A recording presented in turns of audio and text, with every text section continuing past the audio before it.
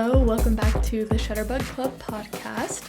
I'm your host, Sue Shutterbug, and guys, I'm actually really excited for today's episode. We're going to be talking about social media. I'm going to share with you the things that I would do if I was starting a brand new business profile on Instagram in 2025.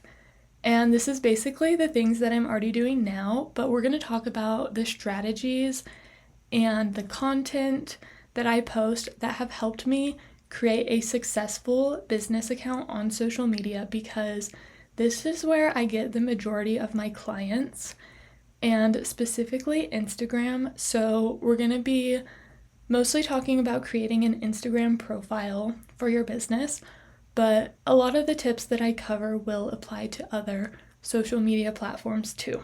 So if you want to start a business and stand out on social media, then this episode is going to be perfect for you.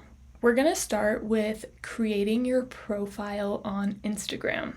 Don't overlook this step because this is actually huge and it could be holding you back from getting new clients.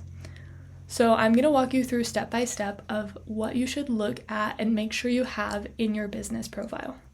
Starting with your username.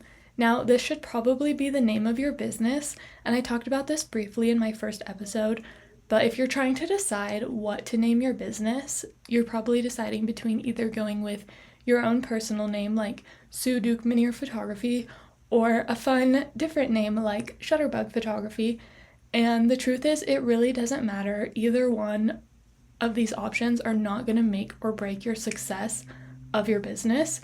So choose what feels right to you and personal to you. But my biggest tip for this is you are going to want a name that's unique to you and also unique on Instagram, because if you type in your username that you want but it's already taken, you don't want that username. You want to come up with something else, something new, because sometimes I see usernames and they have like some numbers at the end of it or a letter. You don't want that. You want to be the only one with this name so that when somebody looks it up, they don't find somebody else. They only find you.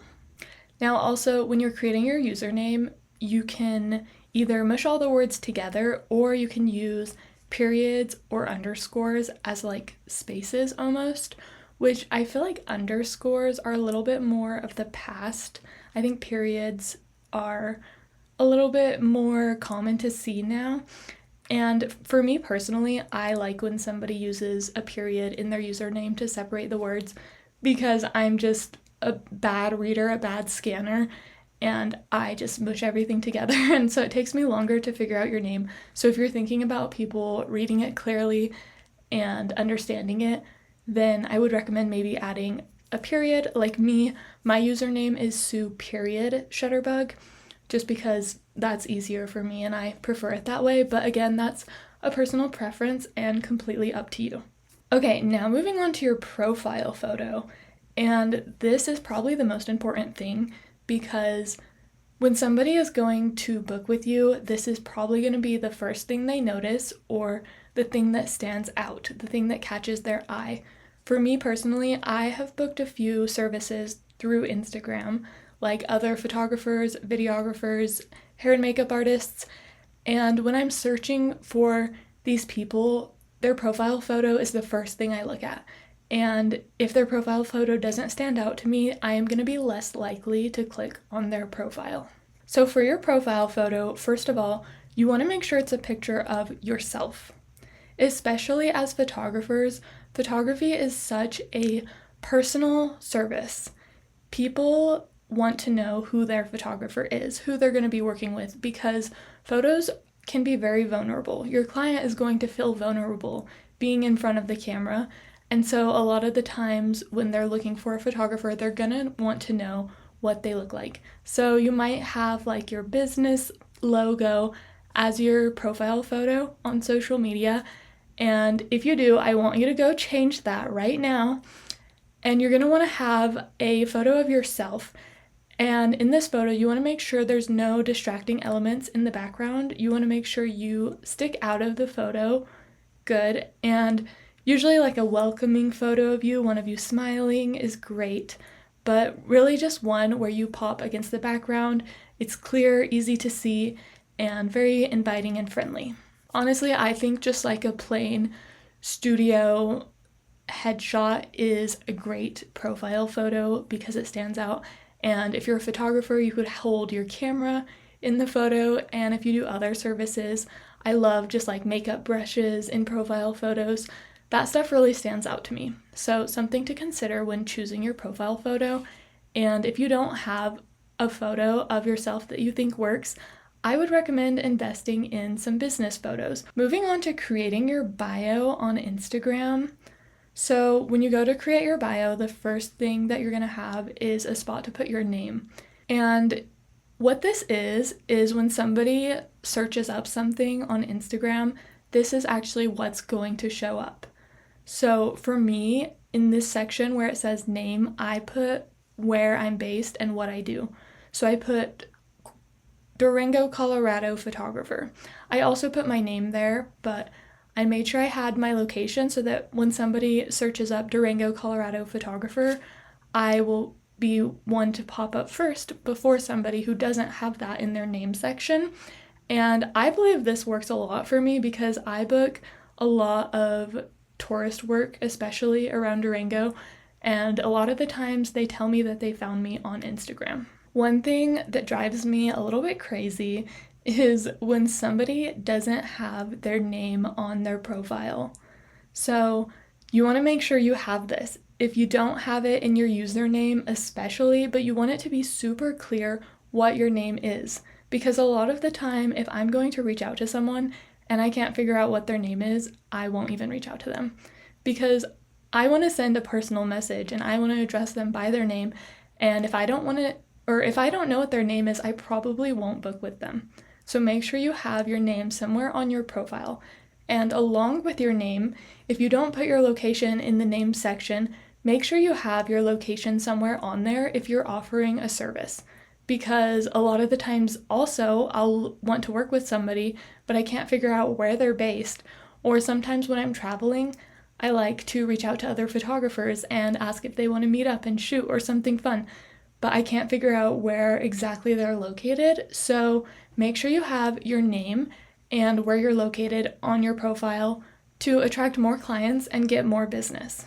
When somebody comes to your profile, you want it to be very clear what you offer and what your page is about. So that's why I like to include some kind of phrase in my bio that kind of points to what I offer or what I do. I actually just changed this, but it used to be, what does your dream photo shoot look like? And this message was directed towards my clients, trying to get them to think about messaging me if they have a fun photo shoot idea. I actually just changed this and now it says, helping you feel beautiful and empowered. So I'm hoping when my potential clients come to my profile, they'll read that and then also look through my pictures and feel like they can book with me to have a photo shoot that helps them to feel empowered and beautiful. I really like the phrase helping you in your Instagram bio because this automatically is speaking to your clients and telling them how you can help them instead of maybe saying something about yourself. This will make them more interested and feel like you can help them, like you have something for them. So I suggest maybe thinking of something you can put in your bio with the phrase helping you. That's why I just recently changed my little phrase because I'm just trying something new out and I think that this is going to be a good phrase to have. I also would recommend including some emojis in your bio. Make it fun, spice it up, add some of your personality. And another benefit to adding some emojis in your bio is you can pick emojis that you feel like resonate with you and your brand, and this will help you build an even stronger brand image if you use the same emojis across your social media. So like when you're making a post, when you're posting on your story or in your caption and in your bio, people will just see these either colors or emojis and relate them to you. Okay, the last thing you're gonna need in your bio is a call to action. This is gonna tell your potential clients or anyone who wants to work with you how to get in touch with you and how to work with you. So this is where you're going to link a contact form to your website or link your website, or you can include like a link tree, which is a little website that has multiple links on it. For me, this is what I have. So when someone clicks the link in my bio, it takes them to my bio site, which a bio site is actually a thing associated with Squarespace. So if you have a Squarespace website, then you also can have a bio site. But when they click my link, it'll pull up other links, and it has the option to book me, or it has a link to the Shutterbug Club podcast, because I want people to be able to find this podcast easily. I have my merch, Amazon finds, and my self-portrait Facebook group. So these are all links I want people to be able to find easily, but really the only one you need is a way for people to get in touch with you if they want to work with you.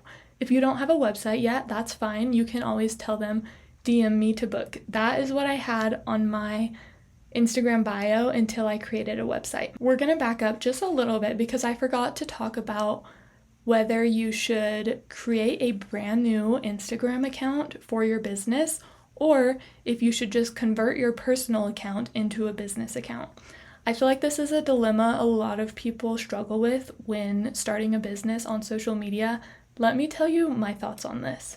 I would probably always recommend starting a brand new account, and there's a few reasons for this. One is, if you start posting your photography on your personal account, the people who already follow you on there might not want to see that content.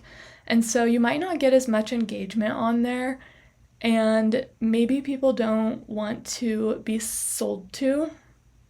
If you're trying to tell people to book a photo shoot with you, that might just get annoying and also lower your engagement.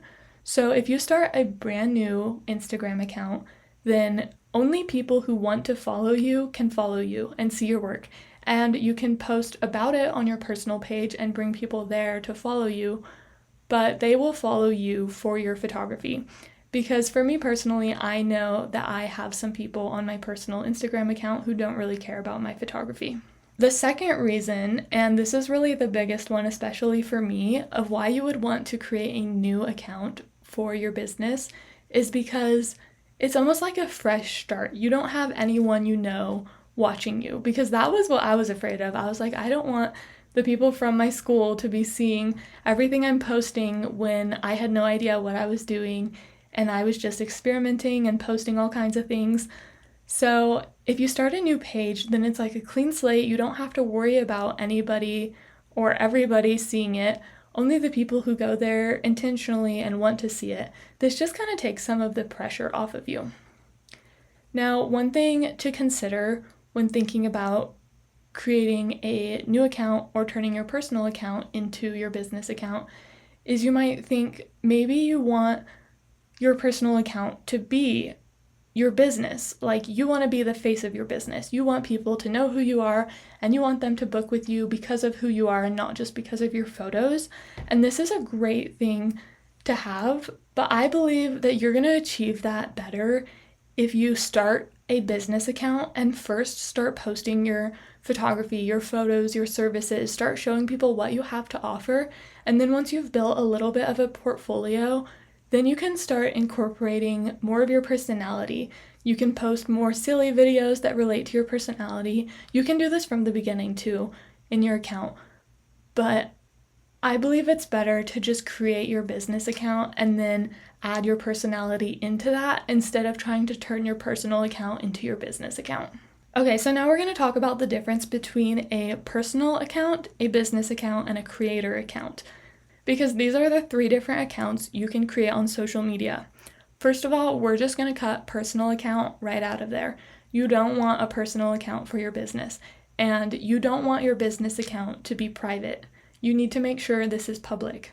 I was looking up the differences between a business account and a creator account, because when I created my Instagram, a creator account wasn't even an option. It was only personal or business, so I had to figure out what this was. And it doesn't seem like there are many differences between them, and you can switch back and forth. So honestly, I would say just pick one. The main thing I seen was that with a business account, you are limited on some of the audio. like trending audio because of copyright things. But if you put your category as entrepreneur, then you should still get access to those audios. But I actually just changed my account to a creator account because I'm just kind of curious if there really are any differences. So I'm just trying it out. So with those, it doesn't matter. Just make sure you pick business or creator account. When you do this, you will have access to a professional dashboard, which will give you insights on your posts and analytics. You'll be able to see things like your reach and impressions, and this will help you to create better content for your audience. Okay, next you want to make sure you link your Facebook business page to your Instagram. And if you don't already have a Facebook business page, then you need to go make one, because I love that Instagram offers this feature where when you post something on Instagram, it will automatically post it to your business page on Facebook. And so it's less work for you. You're posting on double the platforms, reaching double the audience. And I honestly don't use Facebook much. That is not where I get the majority of my clients. So I love that my posts can go directly to Facebook and I'm reaching more people without having to do any of the work. Okay, I wanted to talk about highlights for a minute because I actually forgot that highlights are a thing. I honestly never look at people's highlights and I forgot what was even in my highlights. So I'm kind of curious, do you look at highlights? Or I don't know, I know they can be powerful for certain things, but honestly, I'm not even gonna cover highlights because I never look at them. Okay, I gotta go let my dog inside because she's crying. Okay, I'm back. The next thing we're gonna talk about is having an aesthetic Instagram grid. This is important just as much as the bio because when somebody clicks on your Instagram, they're gonna scroll through your photos, and if it just looks aesthetic overall, you're gonna have a better impression on them. This is like your portfolio. Think of your Instagram feed as your portfolio. And so you want it to look put together and professional. You want the photos to stand out and complement each other. So let's talk about how to get an aesthetic feed. One way to do this is by having a consistent editing style, by keeping your colors and tones really similar in all of your posts. Now, if you're a photographer and you haven't quite figured out your editing style and you're changing it all the time, and this is stressing you out about posting on Instagram and making sure it all looks together, trust me, I've been there, I know how you feel, but don't let this overwhelm you. I want you to go ahead and post even if your photos aren't consistent and you're still figuring out your editing style, because the truth is, people want to see your growth. So one thing that kind of held me back when I first started my Instagram was that I was afraid to post certain things. Maybe I wasn't super proud of this photo shoot that I did, but people want to see how far you've come. And I had so many people, whenever I started to get better at photography, I had so many people who would reach out to me and say, I've been following you since the beginning. I've loved seeing your growth and like the way I've changed my studio. I used to bring clients into my bedroom in my house, and that was my studio, but now I have an actual studio space. So you have to just start where you are and work with what you have. Don't let things like this hold you back. And there are other ways to make sure your feed is aesthetic without having a consistent editing style narrowed down yet. So you want to make sure your feed has a really nice overall composition, that there's good space between your photos. And the way you can do this is by not posting two photos together, like one after the other, that are really similar. So one thing I do is I use a lot of red in my photo shoots. I often have people who have red outfits or red backdrop, red props, and I don't like to post the red all next to each other. So I'll post like one photo with a lot of red and then a different photo to balance that out, and then another photo with a lot of red. So I like to use the checker grid kind of template to go with the aesthetic of my feed.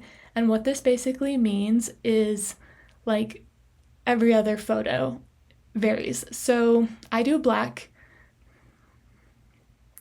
So I do lights and darks. I'll post one photo that's a lot darker, And then I'll post one photo that's brighter, maybe more open, and then another photo that's darker. And so when you look at the feed all together, it creates like this checker pattern on your grid. There are other patterns you can go by, but I really like the checker one, and it's really easy to follow. Like if you post a dark photo, then your next photo is going to be a little bit lighter. And this just really helps your photos to balance each other out and creates good contrast on your overall feed. Same with posting colors like red. You don't want to post too much of that at once because it will just add too much of that and your eye will be drawn to that part of your feed. You really want to balance it out. Same thing with like black and white photos. I don't ever post 2 black and white photos in a row. Now, if that is your style, of course, go ahead and do that. If your style is black and white, post as many as you want. But I like to vary that as well as my poses. So if I have a couple, then I don't like to post a couple in my next photo. I'll post a couple and then I'll post like a single and then maybe group shoot.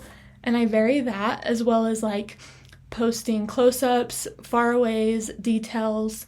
You really want to just get a lot of contrast on your feed and make sure the overall composition matches well together. One tool that I use to do this is an app called UNUM.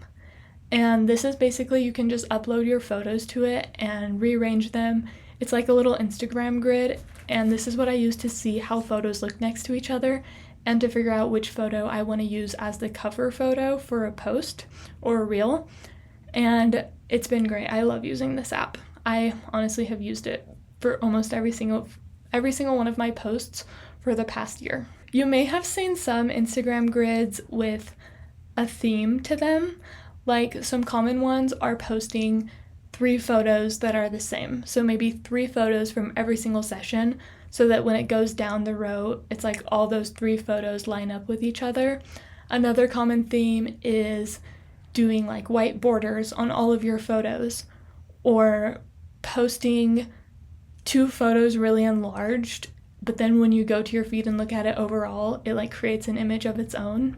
I don't know if that makes sense, but the problem with having something like that on your Instagram feed that you have to stick with is that it kind of puts you in a box as a creative. If you have this theme that you're going with and every post you make has to follow the theme, then if you want to post something different, it limits your creativity and you feel like you can't really step outside of that because you've just been doing it for so long. So I recommend against posting like 3 photos from every session and more just varying it in the colors and poses because this gives you more variety to work with and then you're not feeling so stuck. Okay, I really hope that made sense, but now we're going to move on and talk about what type of content to post. You want to think about who your target audience is. For me, it's probably high school seniors and photographers. If you don't think about who your target audience is and who you want to reach with your posts, then you don't have much of a strategy and you're going to attract the wrong kind of people to your profile. So I actually have made this mistake before. And one thing I posted was a behind the scenes video it wasn't even of me, it was of my second shooter at a wedding. And she was posing the groomsmen and she was doing the pose where the groomsmen throw up the groom. And it was really cute. And I just loved the video because I thought it was really cute. And this video ended up blowing up. I think it's at like 3 million views now. But I gained 10,000 followers from this video alone, and that's not the best for me because I don't shoot a lot of weddings. I don't consider myself a wedding photographer, so if people followed me from this post because they're expecting more wedding content, then they're going to be disappointed. And this can bring down your engagement and also lower your bookings if it's potential clients who have followed you because they want a photo shoot like that, but if that's not what you do, then that's not going to be good for you. Now, it's funny because I'm going to talk really quick about posting a behind the scenes reel and not showing the end results, the photos in the end.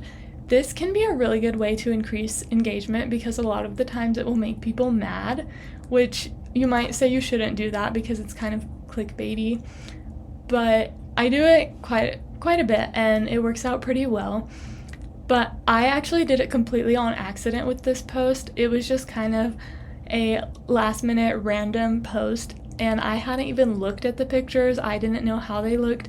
I just thought it was cute, my second shooter posing these groomsmen. And so I just posted that, and I think the video mainly got such good engagement because everyone was so mad because they wanted to see the results. But I hadn't even looked at the results myself, but it's funny because people get really mad about this. Honestly, if you want to post the video and not the results, then I think that's up to you. It does make a lot of people mad, but it also works. So we're gonna go into there's two types of posts that you can make. You can post either photos or videos, which are reels. And we're going to go into the different types of reels that you can post on your page to have content and plan out your content strategy and just things to think about while you're shooting and creating content. So first of all, I want to cover the 3 things you need to have in every single reel. The first one, and this is the most important, is going to be the hook. You have to hook your viewer in within the first second. You have to really grab their attention. And you can create a hook in multiple ways. You can create a visual hook with your video, what you're showing on the screen. You can also create or emphasize your hook with audio, depending on the type of music you choose to go along with your video. And then the last way is with captions, with some kind of words on the screen. And I recommend trying to use all of these 3 ways at once, so making your video just really pull the viewer in right away. But I would say the words are the most important part. You want to tell your viewer what they're about to watch, why they should stay and watch this video, what value are they going to get out of this video. So when you're creating a reel, you need to have a purpose behind it. What is the purpose of your video? You can either inspire, educate, or entertain. So you need to include some kind of payoff in your video, and then your hook is going to be pretty much hinting at what that payoff is going to be. Now, the last thing you should have in your video is a call to action at the end of your video. And I don't always do this, but there is value in it, and it can be as simple as asking people to comment something, simply asking a question and getting them to engage with you. So one way I've done this recently is with my ugly location challenge. When I post a video, I'll say, comment an ugly location you want me to try next. And so this is just a call to action telling people how to engage with me and how to react to my content. So I'm going to give you some examples of hooks you can use in your behind the scenes content, because if you're a photographer and you're filming behind the scenes to post as a reel on your Instagram, you can't just simply post the behind the scenes and expect people to be interested in this. So like I said before, this goes back to your reason, your value, and your hook. So here are some examples of hooks I've used. One time when I was shooting a session, a helicopter came and landed right beside us, and they picked something up and then flew away. And I thought that was really interesting and unique. So when I posted the video, my hook was taking photos when this happened. And so that creates some kind of curiosity and a hint that there's going to be a payoff. Something really strange and unique happened during this photo shoot. Another one I've used before is just a normal senior shoot until, and you have to actually provide some kind of payoff or something interesting that happened during this photo shoot, otherwise people will be kind of mad and disappointed. Another example of a hook I've used for behind the scenes is I did a photo shoot at McDonald's once, and so the hook of my video showed a clip of us pulling up to McDonald's, driving up, and you could clearly see the McDonald's sign, and my hook was, we're not just here for the food. So that kind of hinted what else are we here for, getting people a little bit curious. And my last example for you is again with my ugly location challenge. The hook that I've been using for these is, so I just did one in the lumber aisle, and my hook was, can we get cute photos in the lumber aisle of Home Depot? This gets people a little bit curious because they're like, that's a really weird location to be taking pictures. Can they get cute photos? I don't know if I'd be able to get cute photos there. So those are just some examples of hooks that I've used and things to think about when you're creating your behind the scenes content. What is so interesting about the behind the scenes of this photo shoot. The next type of reels you can create is educational reels. Educational content is so powerful. No matter what industry you're in or who your target audience is, you should be creating educational content because it provides so much value and it gives people a reason to watch your videos, to consume your content, and it builds trust with you. If you're a photographer and you create educational content to other photographers, this positions you as like a leader in the industry. And you might be thinking that you're a beginner photographer and you don't know that much yet, so you can't really post educational content. But that's not true at all because you're going to learn things along the way. So I highly encourage you to share what you learn and help somebody else out on their journey. Being a beginner photographer, you have a little bit of an advantage for other beginner photographers because you just went through that and you still remember how it felt to not know how to do something. So share what you learn along the way and educate others. Now, maybe you're a photographer and you don't really care about educating other photographers. That's also fine because you can educate your clients. Say you photograph senior photos. Make some reels talking about how to get the perfect outfit for your senior photos, or how to prepare for your senior photos, how to find the perfect senior photo photographer, or what not to wear for your senior photos. You can educate in so many different ways, and this will bring a lot of value to your clients and again, make them trust you and want to work with you. The last type of reels I'm going to talk about for you to make is series. Start a series with your reels. And this is just a group of videos that relate to each other. It will give you more content to post and people can expect the next video related to that series. I'll give you some examples of a series you can create as a photographer and some that I've created before. This is a great way to get people to follow along with your journey and even ask them questions, get them to engage with you and make decisions on your journey as well. So again, I'm going back to my ugly location challenge because this is just what I'm working on currently, so it's coming up a lot. In this challenge, I am asking my audience to give me more ugly locations to shoot at, and so they're becoming a part of the series. They're becoming invested in the series. And this is my favorite type of content to create because it's just so much fun for me, and I believe it's so valuable to other people. Other people enjoy this type of content where they feel like they're a part of it. So that's why a series can be so powerful. Another series you can try is self-portraits, taking self-portraits once a month. Maybe that should be your goal in 2025, to take self-portraits once a month and bring your audience along on this journey. This will also help to build your brand image. Another series that I did a while ago, which I should bring this one back because it was so much fun, but it's turning my friends into models. I think that's pretty self-explanatory, but you get to work with your friends and create fun content, so I really enjoyed that one. Now, this is a series that I want to do so badly, but I've given up on it, so somebody else please take this and do it. It is taking self-portraits once a month with my husband, or forcing my husband to take self-portraits once a month. I tried so hard to get Zach to do this with me, but he just hates pictures. He hates them deeply, which is crazy because I'm like, you married a photographer. I don't know what you expected, but I've given up on it. So somebody else please start a series taking pictures with your husband once a month because this would just be so fun. There's so many cute couple creative ideas that you can do, and I've never seen it as like a self-portrait series. So somebody out there has probably done it, but I haven't seen it. So somebody please do that. Okay, another series idea is going to be a color series, and I love these. Honestly, monochrome photo shoots are probably my favorite. I love picking one color and just finding an outfit and props of that color.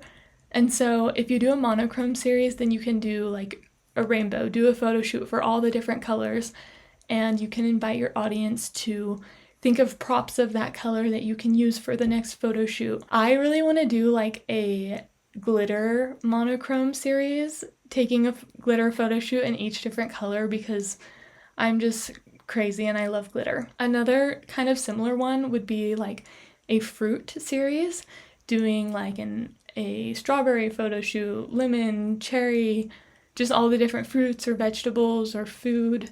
Something like that would be really fun to create a series about. Now, feel free to take any of these ideas. I'm just trying to inspire you, give you some inspiration, and help you come up with some content to create on your Instagram. Don't forget to repurpose all of these reels to TikTok, because TikTok can be really powerful as well. And I've just recently started repurposing my content to YouTube. I don't know how that's going so far. It's going pretty slow. So honestly, do it to YouTube if you have time. I hired somebody to do this for me because I just didn't have time for that. But I would just highly recommend focusing on TikTok and Instagram. Those are the places I've found the most success anyways. Next, we're going to talk about a photo post. Now, you can post either a single photo or a carousel post, and this is where you post multiple photos. I recommend always posting a carousel post because this will increase your engagement. It makes your audience stay on your post longer because there's more to look at because they can scroll through the photos. Another thing to consider when posting a photo is you should try and always post in the 4:5 ratio instead of like a horizontal post. And the reason for this seems kind of silly, but it's because when somebody is scrolling on social media, if you post a horizontal photo, then they can scroll past your photo really fast. But if you post the 4:5, this is the longest post you can have on Instagram.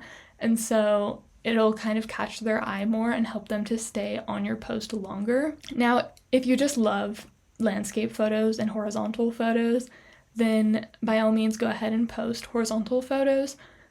But that's the reason for posting in the 4:5 ratio. When you're making a carousel post, think about telling a story through your images. You want people to swipe and kind of go through the experience with you, and the way you do this is by having a variety of photos inside your carousel post. So have some far away, some close-ups, some detail shots. Just like you would in a movie scene, you see all the different angles. Try and include all the different angles in your carousel post, and this will make it more interesting. Another thing you can do to make it kind of artistic is using an app like Scroll, SCRL.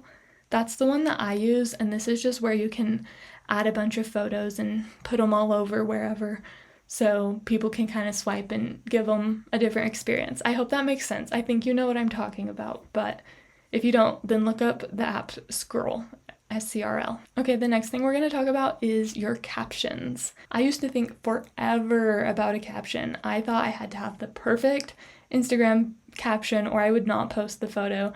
I have literally thought for hours about captions. So here are some tips to help you get a good caption that's engaging. I love voting. People also love voting in your photos. Give them something to decide on, something to vote about. So one that I just recently did was this podcast. I posted on Instagram and had people choose which podcast cover they liked better. And this was actually super helpful for me because I couldn't decide because I liked both of them. But one photo had a lot more votes than the other, so I went with that one. You can also have people vote about like your editing style. This is something I've done before. I edited a photo in different ways and had people pick which one they liked the best. And I always get the most engagement when I have people vote in my captions. Another way is just by simply asking questions. This is something I used to do a lot and I should probably do more of it. But try asking engaging questions or questions that relate to your photo. An example of this, I'm about to post some self-portraits I took with my cat, and I'm thinking about making the caption like, tell me your cutest cat names, or what are your cutest cat names, just something else for people to comment about. Yeah, that's a very basic example, but just ask a question. Another thing you can do in your captions is tell a story or share some more behind the scenes. Share a moment that happened during the photo shoot that you can't see in the photos. Or talk about your clients. This is also a great space to highlight your clients. Share what you loved about the session with them. I'm sure your clients would look at that and love it. And again, if you can't think of a caption, It's okay to once in a while go with a boring 2-word caption, but you need a caption. Always post captions on your photos. I actually don't like it when I see photos without captions. I don't know, it just makes me feel weird. So just always include a caption no matter what it is. Okay, now before you post your photo, make sure you add some music to your photo. Instagram just recently announced that they are actually pushing photos onto like reels where you would watch a reel if it has the audio on it. So always include audio and a location. Locations are so good to help your clients find you. And if you want to get booked somewhere, maybe you're moving or something, start tagging that location. Or if you want to get booked for weddings at a specific venue, honestly, tag the venue. Okay, and then the next thing you want to make sure you include before you post is tags. Anyone who contributed to the photo in any way, or any of the models, you want to make sure you tag them in the photos. And this is good to do just out of being courteous to the people who were involved, but it will also help you when you tag those people because they might reshare that photo, and it's also just another way for people to find you, because then if they go to that person's profile and look at their tagged photos, then your photo will be there. So I always tag. I like to tag if I know where my clients got their outfit from, I'll tag the boutique, or I'll tag the florist if there's flowers, if there's jewelry, any kind of local businesses. Even if they didn't give you the product specifically, it's always a good idea to try and tag them if there's some kind of business that you can support. Okay, and then the last thing is hashtags, which I don't have too much to say about hashtags. I still use hashtags all the time. I think hashtags are still pretty well relevant. Sometimes I put 30 hashtags, which is the most you can use. Sometimes I put like 10. It really depends what mood I'm in, but make sure your hashtags are relevant to your post. And I do like to use location hashtags. I always put like Durango, Colorado photographer, Colorado photography, all the location. And I think that I have actually booked people through my hashtags when they're location based. So I would recommend including hashtags because it's just another way for people to find you and find your posts. Okay, now we're going to cover how often and what time of day you should be posting. In the past, I think it was really popular to post as much content as you could. People always said you need to post every single day or as much as you can in order to stay relevant and to keep up. But I think that social media has shifted a lot, and especially in 2025, I think this is really going to change. And people value quality a lot more than quantity now, especially because so many people have hopped onto social media and have started posting things. So I believe the best way you're going to stand out is by posting quality content instead of just a post every single day. So this is good news for you because that means you don't have to keep up and feel stressed if you're not able to post every day or every other day. Now, I would recommend posting once a week if you can, but if you can't post that much, I want you to just create a goal for yourself that is manageable. And I believe you can succeed if when you're posting, you are posting quality content. With how much content is being put out there, people will forget about your business if you're never posting. If you post like every other month, I don't think that is enough, especially if you're trying to grow on social media and find your place for your business in social media. You do need to commit to some kind of consistency of posting, but prioritize quality over quantity.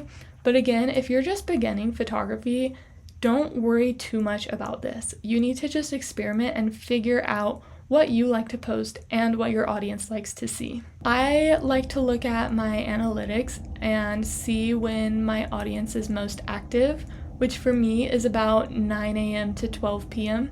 So I like to post around that time, but honestly, experiment with this. Don't just only post at one time because things change all the time. On weekends, people are probably on social media on different times, and people are scrolling on their phones at night. People usually get on their phones right in the morning. So you want to kind of think about when people are going to be on their phone and when they're going to see your content, but also don't limit yourself to a specific time, because you should experiment with it and post different times of the day and see what works for you. That's honestly the key trick to social media. My biggest tip for you is to experiment, because social media's algorithm is changing all the time, and what works today might not work in a year. So my advice for you is stop blaming the algorithm. If your posts aren't performing well, it's probably something that you're doing that you can change. It's not the algorithm, because if you have a good piece of content, it's going to perform well regardless of what time of day you post it, regardless of how consistent you've been at posting, regardless of what hashtags you have on your photo. So prioritize making your content good, making your hooks good, engaging your audience over following the algorithm and what the algorithm wants. Pay attention to your mental health, because social media can be draining, and it's important to realize that your worth does not depend on your success on social media. It does not depend on your engagement or your followers. You need to prioritize yourself, and don't take it personally when something doesn't perform as well as you thought it did, because if you don't have as many likes or as many followers as somebody else, that does not make you any less than them, and it does not make your work any less than them either. It doesn't mean you're less talented. With social media, it can be really tricky to try and seek the approval of others, and I know I have fallen into this way too many times, and I let social media affect my mood way too much. And we think that we need to get this approval, like even for getting clients. It's like, if other people like my photos, then my clients will approve of my work. But you need to remember that, first of all, the more approval you get on social media, the more disapproval you're gonna get, because you can't really be liked without having some people dislike you. And I've experienced a little bit of hate on social media, and it's also affected my mood a lot. But remember that social media is curated and fake, because nobody knows who you are. Nobody knows the real you, the full side of the story. So as long as you approve of yourself, and as long as you accept yourself and you love the work that you're putting out there, it doesn't matter what anyone else thinks, because they don't know you. So more than anything, I want you to create content that makes you happy. And remember that you attract what you put out. So if you're not attracting the kind of clients that you want to be booking, then maybe take a look at what you're posting on social media, because if you're complaining on social media, then you will probably attract clients who also like to complain. Okay, I didn't talk about posting on your story on Instagram, which is also important to do. This kind of gives people a closer look into your life. It's a place for you to share your personality and create more engagement. I love watching the stories of my closest friends on Instagram. So for your story, one of my tips for you is to utilize the different features they have. Posting links and countdowns, question boxes, all of those are great ways to engage with your audience and build your relationships. Social media, think of social media as your community. There's so many opportunities to meet amazing people and connect with amazing people. And so one thing you should do on social media is make sure you reply to your comments and answer your DMs. Spending this little extra time can make a big difference on somebody. And I try and do this as much as I can. I try and reply to every single comment that I get, and I even will click on that person's profile who commented, and I will like some of their posts and comment on their posts. And I try and do this as much as I can. And also reply to your DMs. When somebody takes the time to message you, send them a message. I actually love sending voice messages on Instagram.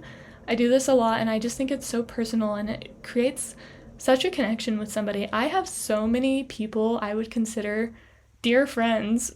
That sounds funny, dear friends, but like close friends on social media because of the power that it has and the connections you can make. And also, when you're scrolling through your feed, which you should be careful about how much you consume, you should try and create more content than you consume, because that's how you will stay better mentally instead of getting sucked into comparison and feeling bad about yourself. So try and create more than you consume. But when you are consuming and scrolling on Instagram, engage with your community, reply to stories, and comment on other people's posts. If you do start to find yourself comparing yourself and feeling like you're not good enough, feeling imposter syndrome, all of these feelings come from social media a lot. So just get off of it. Take a break. Understand when you're starting to feel these ways and stop looking at other people's photos. Take some time for yourself and remember that you are just as good as everyone else. You have something special to offer. So don't compare yourself to others on social media. Find them as inspiration and community. Because just because somebody else is succeeding does not mean you can't succeed. It doesn't mean there's not a place for you. Another great way you can help build your community and build a stronger brand is by showing your face and talking on your Instagram stories. And I know this might sound scary, but this is actually a great place to get started with building your brand and getting comfortable talking to your camera. Maybe you're not comfortable talking on your reels yet. Start on your stories. Talk to the people on your stories, even if you're just sharing them a little update. This can be so powerful, so I recommend trying it. I like to think of my Instagram as kind of like my sketchbook. It's just where I show what I'm passionate about, what I'm working on, my improvement, my portfolio.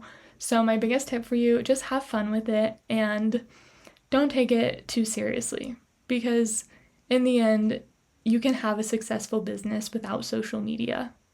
So those are my tips for you. Before we end this podcast, I want to give a few shout outs to some people who have messaged me about my podcast, and we've shared some really nice conversations, and I just appreciate your feedback and your kind words.